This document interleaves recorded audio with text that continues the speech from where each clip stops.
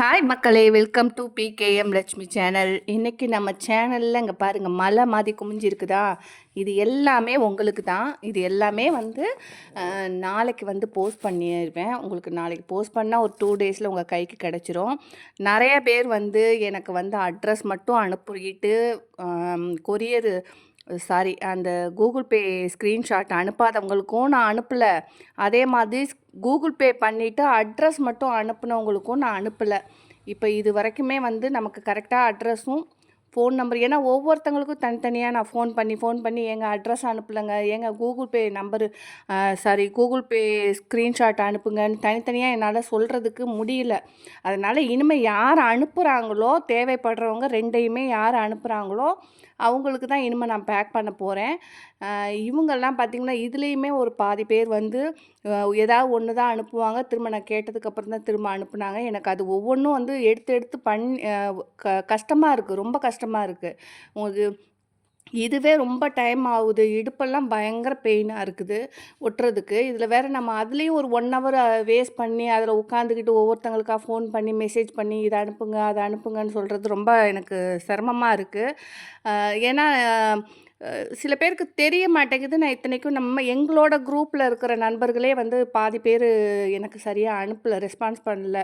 Google Pay பண்ணாங்கனாக்கா address அனுப்ப மாட்டேங்கிறாங்க, address அனுப்புனா கூகுள் பே ஸ்க்ரீன்ஷாட் அனுப்ப மாட்டேங்கிறாங்க. என்னோடய குரூப்பில் இருக்கிற நண்பர்களாக இருந்தாலும் சரி, வெளி நண்பர்களாக இருந்தாலும் சரி, ரெண்டுமே எனக்கு ப்ராப்பராக அனுப்புங்க. அனுப்புகிறவங்களுக்கு கண்டிப்பாக உங்களுக்கு சேரும். இப்போ எனக்கு என்னென்னா ஃபோன் ஹேங் ஆகி போச்சு. இது வரைக்குமே எனக்கு அனுப்புனவர்களுக்கெலாம் அனுப்பிட்டேன்.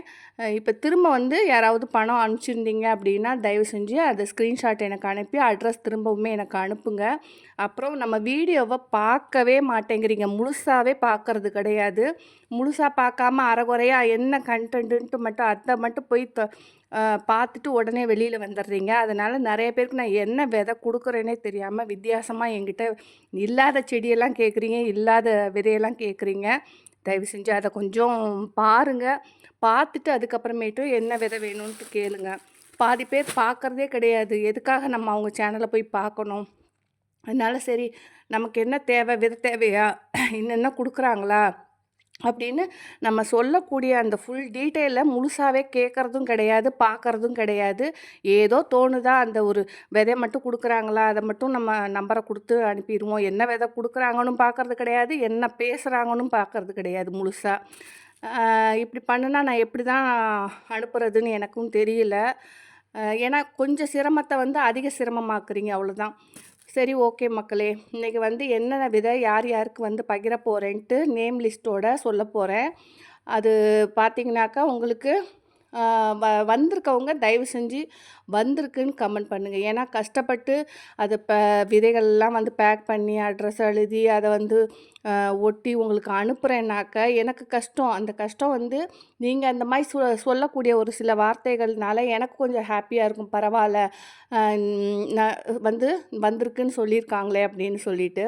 இப்போ நான் விதை பகிரும்போது உங்கள் பேர் வந்திருக்குன்னு சொல்கிறதுல உங்களுக்கு என்ன கஷ்டம்னு எனக்கு தெரியல. ஏன்னா நான் ஒரு சமூக சேவை பண்ணினாலும் கூட எனக்கு நானும் ஹவுஸ் ஒய்ஃபு, எனக்கும் 1000 வேலைகள் இருக்கும். அதையும் விட்டுட்டு தான் உங்களுக்காக நான் இந்த வேலையில் இறங்கியிருக்கேன். அப்போ ஒரு சின்ன ஒரு சந்தோஷம். நீங்கள் என்னோட பேர் வந்திருக்கு அப்படின்னாலும் ஒரு சின்ன அதில் கமெண்ட் பண்ணும்போது நமக்கு ஒரு ஹாப்பினஸ் இருக்கும். சரிங்களா? அதில் இத்தனை பேர் வாசிச்சிருக்கேன், இத்தனை பேர் அந்த போன வீடியோவில் வாசிச்சிருக்கேன். அதில் பார்த்தீங்கன்னா 4, 5 பேர் தான் என்னோட பேர் வந்திருக்குதுன்னே சொல்கிறீங்க. மீதி பேர்லாம் யாருமே சொல்கிறது கிடையாது. அப்போ நம்ம சேனல்லாம் பார்க்கணுன்னு அவசியம் கிடையாது. விதை மட்டும் ஷேர் பண்ணணுன்னு தான் நினைக்கிறாங்களே தவிர நம்ம சேனல் பார்த்து கமெண்ட் பண்ணுறதுக்கு அவங்களுக்கு மனம் வரலன்னு தான் சொல்லணும். என்ன பண்ணுறதுன்னு எனக்கும் தெரியல. ஏன்னா சில நபர்கள் இப்படியும் இருக்கிறாங்க. அதாவது நம்ம அனுப்புனோன்னாலும் என் பேர் வந்திருக்குன்னு சொல்கிறதுக்கும் சங்கடப்படுறாங்க. அதே மாதிரி அவங்களுக்கு சென்ட் ஆயிடுச்சு, அவங்களுக்கே போயிடுச்சுனாலுமே விதைகள் வந்துருச்சுன்ட்டு சொல்கிறதுக்கு பகிர்றதுக்குமே சங்கடப்படுறாங்க. அது வந்து என்ன ஹேபிட் இது வந்து ஒரு நீங்களே சொல்லுங்கள். நம்ம கஷ்டப்பட்டு அனுப்புறது வந்துருச்சுன்னு சொல்கிறதுல என்ன சங்கடம்னு எனக்கு தெரியல. இப்போ நான் எதிர்பார்த்தேன் என்னென்னா, இப்போ நிறைய இதுதான் ஃபஸ்ட் டைமு அவங்கவுங்க பேர் எடுத்து நான் வாசித்து உங்களுக்கு பண்ணுறது.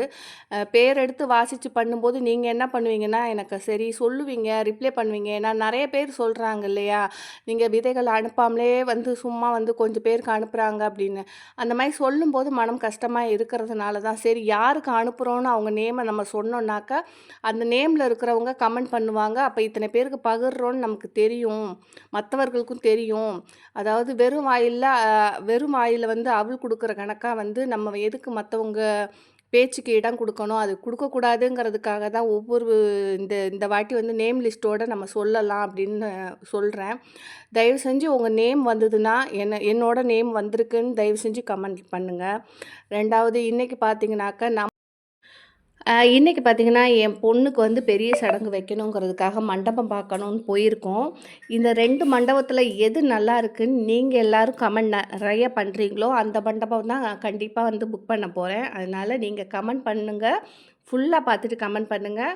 கண்டிப்பாக நிறைய கமெண்ட் எதில் நல்லா இருக்குன்னு வந்திருக்கோம் அந்த மண்டபம் புக் பண்ணி நீங்கள் சொல்கிற மண்டபத்தை தான் புக் பண்ண போகிறேன்.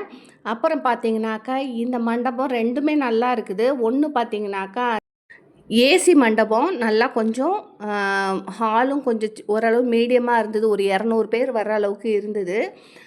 ஏசி ஃபுல்லுமே ஏசி நல்லா இருக்குது. இந்த மண்டபம் பார்த்திங்கனாக்கா ஏசி கிடையாது, ஃபுல்லுமே ஃபேன் மட்டும்தான். ஆனால் பார்த்தா இது ரொம்ப நீட்னஸாக இருந்த மாதிரி கொஞ்சம் பெருசாக இருக்குது. அதே மாதிரி சாப்பாடு பரிமாறுற இடமுமே ரொம்ப பெரிய இடமா இருக்குது. அதனால் எனக்கு எதை பண்ணுறதுனே எனக்கே புரியல, ஒரே கன்ஃப்யூஸாக இருக்குது. அதனால தான் நான் வந்து சாய்ஸை வந்து உங்ககிட்டயே, நீங்களும் நம்மளோட ஃபேமிலி ஃப்ரெண்டு தான். அதனால் வந்து உங்களோட ஒப்பீனியன் எனக்கு ரொம்ப முக்கியம். இப்போ சடங்குக்கு வந்து அதுவுமே நிறைய திங்க் பண்ணிகிட்ருக்குறோம். நான்வெஜ் ஒரு இடத்துலையும் வெஜ்ஜு ஒரு இடத்துல 2 இடத்துல போடலாம் அப்படின்ட்டு இருக்குது. அப்போ வந்து ஹால் கொஞ்சம் பெருசாக இருக்கணும். வர்றது இப்போ நம்ம சொந்தக்காரங்க ஃபுல்லுமே பார்த்திங்கன்னா சென்னை, கோயம்புத்தூர் அந்த மாதிரி இருக்கிறதுனால இங்கே வந்து ஸ்டே பண்ணால் கூட கொஞ்சம் ஃப்ரீயாக வந்து ஸ்டே பண்ணுற மாதிரி எந்த ஒரு கசகசன்னு இல்லாமலும் பார்த்துக்கணுன்னு ரொம்ப கிளியராக இருக்கும்.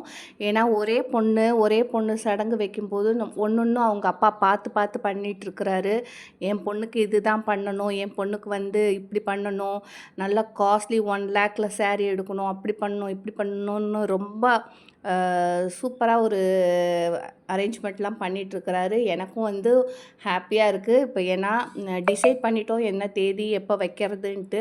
அதனால் எனக்கே வந்து ஒன்றும் புரியல. ஐயோ நம்ம எப்படி பக்கத்தில் போயிட்டு ட்ரெஸ் எடுக்கிறது, எல்லாருக்குமே இன்வைட் பண்ணவே முடியல. ஏன்னா இவரோட எங்கள் வீட்டுக்காருக்கு 10-12 ஸ்டேஷன் கண்ட்ரோலுங்கிறனால அவருக்கு ஒரு நிமிஷம் கூட ரெஸ்ட்டு சாப்பிட்றதுக்கும் தூங்குறதுக்குமே அவருக்கு டைமே பத்த மாட்டேங்குது. வீட்டுக்குமே சரியாக வர்றதும் கூட கிடையாது. அதனால் இப்போ எனக்குமே ஹெல்த் இஷ்யூ இருக்கிறனால ஒவ்வொரு இடத்துலையும் எப்படி பத்திரிக்கை வைக்கிறதுன்னு ஒன்றும் புரியல. சரி பார்க்கலாம்.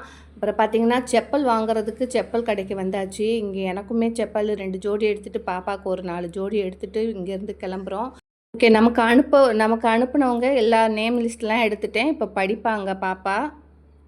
D Taufiq from Madurai, N Krithika Coimbatore,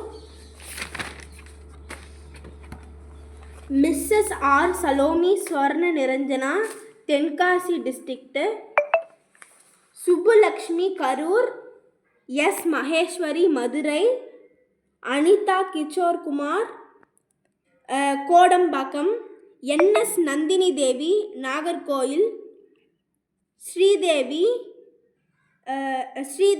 S Tiruvannamalai district, P Vedavalli Karnataka, Bhuvana Chennai,